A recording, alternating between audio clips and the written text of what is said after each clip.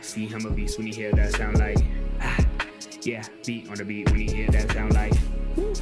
Yeah, bitch and the champ only need one round like ha. Yeah, me, I'm a G bring heat in the sound like. All right, everybody, we just talked to her, but now she's back 3-1 as a pro after her big dub. Alandria Brown. Alandria, how's Cloud9 feeling? It's great, honestly. It's great. It feels over with now, but it was great in the moment. Huge dub, LFA 153, first round submission over Rachel Martinez. From what you can remember, it was a quick fight. Can you walk me Yeah, it through it? was. Yeah, we started. I don't even think one punch was landed from either of us. It was like super fast. I clinched up with her. We did a little like clinch fighting against the cage, and then she went to like outside trip me, and I like lateral reversed it, and so that's how I landed on top and right into side control, dominant position, right where I want to be, and then basically it was just kind of a wrap from there. She actually, I guess being the wrestler that she is, didn't want to be on her back, so she turned and gave me her back, Yep. and that's like exactly where I want to be. So she kind of like actually gave me the submission like right off the jump, and then I know that once I have any girls back, that it's a wrap from there. So, I mean, two things from like my perspective really won you the fight. One of which was that she didn't want to be in side control. She reversed it, gave up her back. You said nope. Yeah. It was such a simple, small, fundamental wrestling move you did, but it was when you guys went on the ground and she tried to roll you with momentum, you did one thing. Do you know what I'm going to say you did? Just rotor. You kept your freaking base. That was what Yeah. won you the fight. That one thing. It was like I was watching Yeah. on the couch with my wife and we were like, oh shit. And then I said, nah, she wins. She got the base. Bam, it was over. Yeah. So Yeah. good wrestling. Good wrestling. Thank you. Thank you. That's my favorite thing, and I was excited to find another wrestler because I thought I don't know. I knew I was gonna finish her, but I think I honestly surprised myself with how fast that it went. I thought there was gonna be a little bit more wrestling exchanges, some like beautiful scrambles, but hey, I don't care. I'm just ready to get the finish as fast as possible. So it worked out in my favor. One beautiful scramble, all you needed, got the Yeah. dub. And 3-1. That was your third submission, third rear naked choke.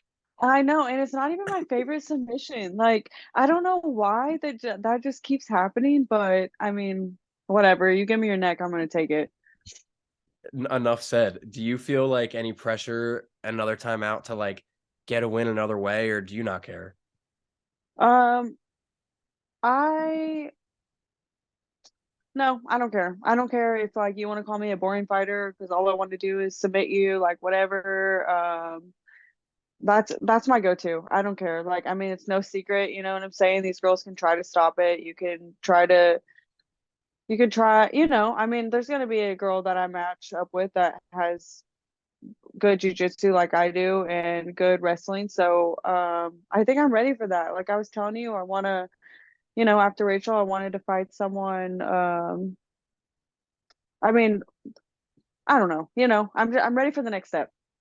No, for sure. I totally get it. And it's not like you're out there hunting for rear naked chokes. They're just there. What are you going to do? Say, nah, I'll let her up and we'll strike it out. Yeah. No. Okay, and also one thing, my pro debut, I actually did not finish that by rear naked. It was a face crank.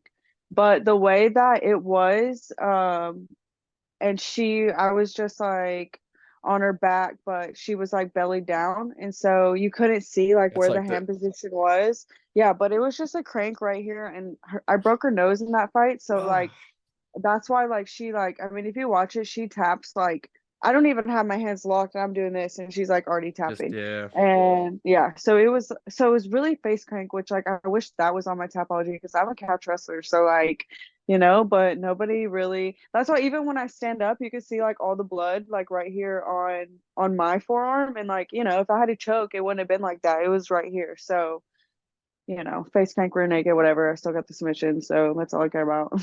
I'm glad you said that while we're recording because I'll clip this and send it to the Tapology guys and hopefully they'll change Do that for it. you. That I would be cool. actually thought about like doing that because Jacob was telling me how Shannon Baszler, she like got some crazy submission and like they like put it wrong and she like wrote to Tapology or called them and was like, "Hey, I actually got this catch move. It wasn't that." So they fixed it. So maybe they will. CFFC fighter Matt Caracappa, he his nickname's the Teflon Don, and he was like, "Yo, dude, like, why isn't that on my Sure Dog on my Tapology? Can you try to get that on there?" And they put it on there, so I'll do Oh, my hell best. yeah. Hell I'll yeah. I'll do my best with that. So after the fight, you said you're feeling great, Cloud9. Last question about that, real quick. Did you get your In-N-Out burger? Dude, I ate In-N-Out. Okay, so I landed Saturday morning. I ate In-N-Out Saturday and Sunday. I I went never ham. I never had it before because I've never been out to the West Coast. I've only been to Colorado. It's the furthest I've been. So I need to Wow. try it someday.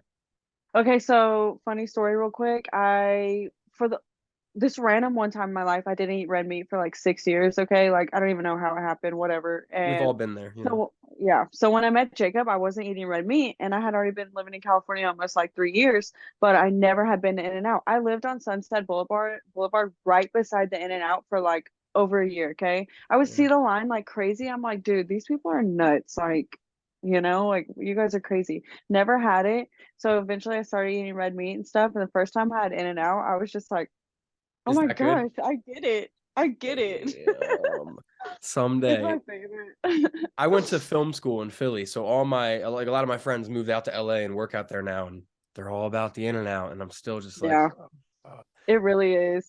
It really is. And their fries are so bomb. Like they just like cut them there and like make them. They're not like frozen. Like I like them. It's bomb. now, have you had, just talking about red meat, have you ever had like a Philly cheesesteak, like an authentic Philly cheesesteak? Yes, I have, but I'm lactose intolerant, so I don't eat cheese. So I feel like with cheese it'd be like way better. But yeah, I do like Philly minus cheese sticks. You can call it a cheesesteak. Where'd you get a steak at? Um, where was I? Like, was it around here? I think where are you at again? It's just like Philly area. Okay. I think it was when I went to New York. I mean, does that count as No, it like doesn't if you count. No, it doesn't count. Oh, then maybe Nah, not. you got to get like a dead ass like Philly cheesesteak or just steak. Like I'm telling you, it's completely different than anywhere else. Okay. Then maybe I haven't. I've just had like fake ones. Well, I'm starting a series called the Cheesesteak Chronicles where I'm taking fighters on interviews to get cheesesteaks. So if you ever have a fight out here sometime, or even in New York and New Jersey, we'll get that shit done. Heck yeah. Okay. Hell Deal. yeah. All right. So back to you, back to your fight here.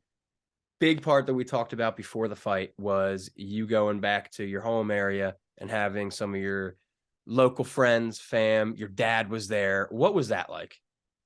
Dude, it's so awesome when like okay, so that was the first time that my aunt and uncle saw me fight live.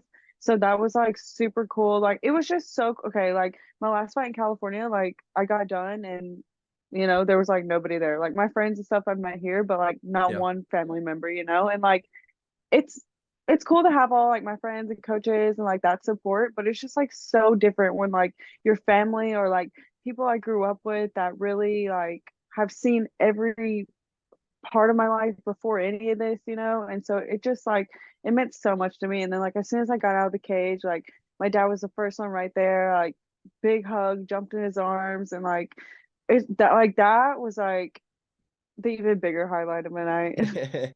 Yeah, I just like from like wrestling back in the day when your family's there front and center makes it all way better afterwards. Oh yeah. Yeah, and like when they announced my name, like really nobody but my like four people that was there was like, yeah. And then when they said Rachel, like, dude, I mean, she's from there. So like everyone went crazy and I was just like, Uh-oh. wow. And I And mean, then even booing me. And I'm like, what do you mean? Like, I put her to sleep. This wasn't no split decision. Like, could have went she either was way. slept. She was out. Yeah. I'm like, whatever. You guys are just sore losers.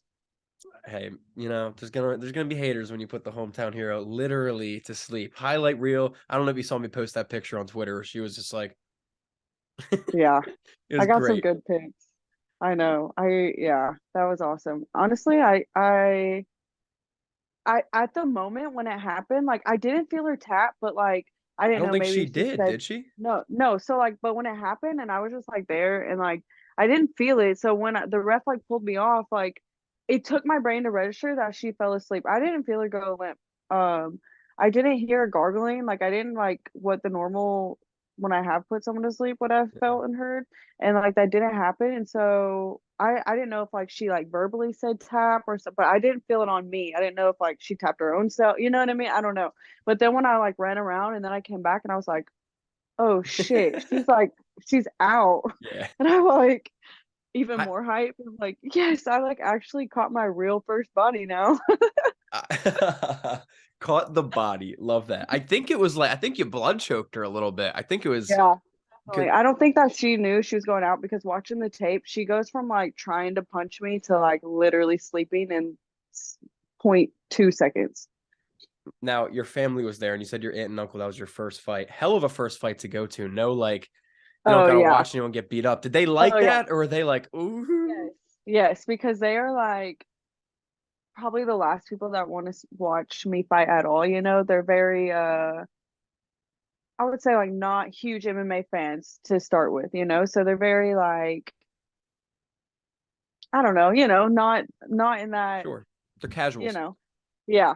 And so I know that like they did not want to see me get punched or bleeding or nothing like that. And so for it to go out and like win like that, I know they were like, "Yay, no damage. I didn't have to watch anything bad happen and you won," you know? So I know they were happy.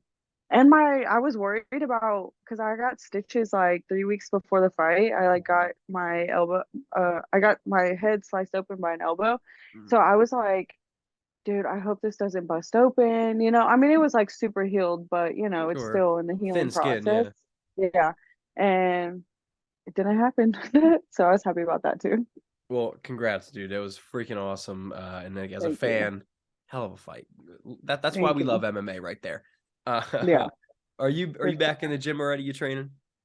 Dude, okay, so before the fight, I was like, I'm taking a whole week off. Like, I'm not gonna even run. I'm not gonna do nothing. I was literally at the gym Monday morning, like the first one there, ready for practice. Yeah. So yeah, I'm back at the gym. Actually, I have a jujitsu tournament that I'm gonna do March 18th, and then the week after, I'm going to Cancun for Medusa. So I'm excited about that.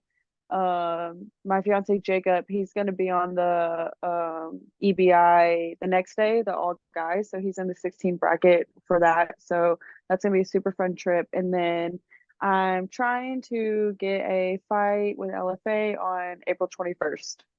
So they're looking for an opponent. It's in Minnesota. Who? A specific person? They've given me like one name. I don't know. We're kind of seeing. I think maybe like one more, and then in a real world, I would like one more and then to fight this girl for the title. Which I know that the title that it's not vacant, but I'm pretty sure that girl's gonna get signed to the UFC like any moment, you know. She's like 11-3.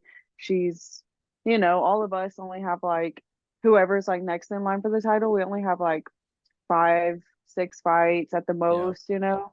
And so I don't know. I feel like, she's LFA champ. She's 11-3. She's gonna get either short notice or contender shot or something soon, you know. I don't think Contender she'll have to series. defend it.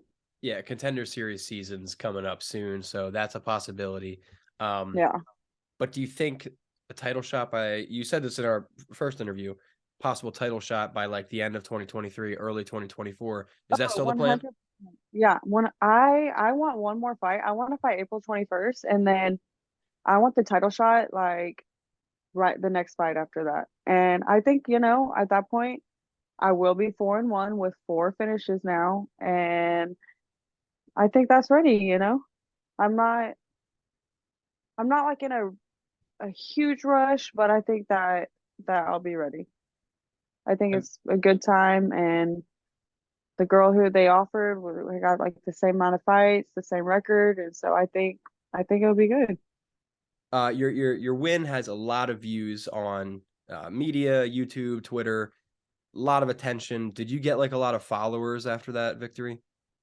Yeah, I did, and I got Yeah. so many nice messages, and like it is so nice when people are nice to the fighters because like, dude, people talk so much shit, and like it's really hurtful and mean, and people will be like, "Well, don't read it, don't see it," but like I could get 300 nice messages, and I'm only gonna remember that one mean, hurtful message. And I don't know why it's like that, and I don't know why like people are so mean to fighters, regardless if you win or lose. Like you really prepare for so long and give your all and train so hard and like fight the fears and have the courage and step in that cage to fight another person who wants to freaking hurt you. And like it takes a lot, whether you win or lose, it takes a lot. And for someone to just be mean, like it's so mean and it hurts so bad. So be nice to fighters, no matter if they get knocked out, put to sleep, like whatever happens, like just know that they put their all into this and they feel the worst they could ever feel in the world. So you're only making it worse. But on the good note, yes, I did get a lot of followers. I got so many messages. I was once again the underdog. Well, I guess until weigh-ins, then it changed, but I was Okay. like plus 150 and so many people bet on me and so many like I'm not kidding. I probably got like 20 messages, people and be like, you won me so much money. Like, I knew you were gonna win. I bet on you, blah, blah, blah. And like, I love that.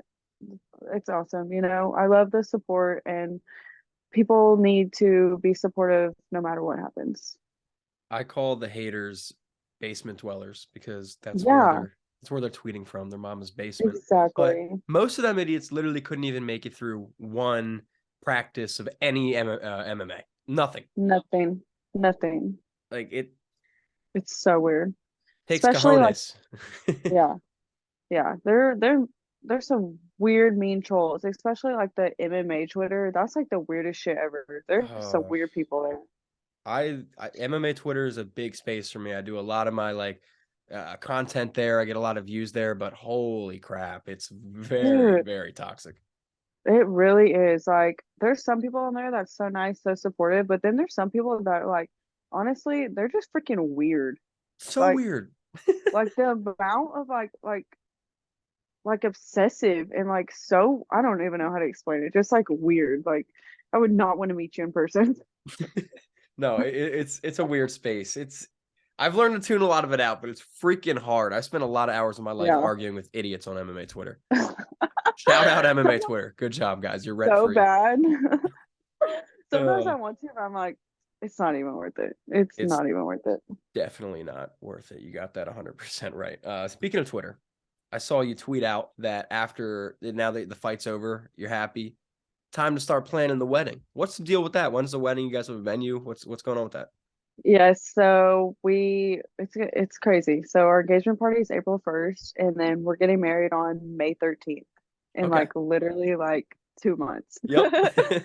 So yeah, we found this cute little venue in LA. It's like in West Hollywood. It's like we're having like a super like 20 people intimate wedding.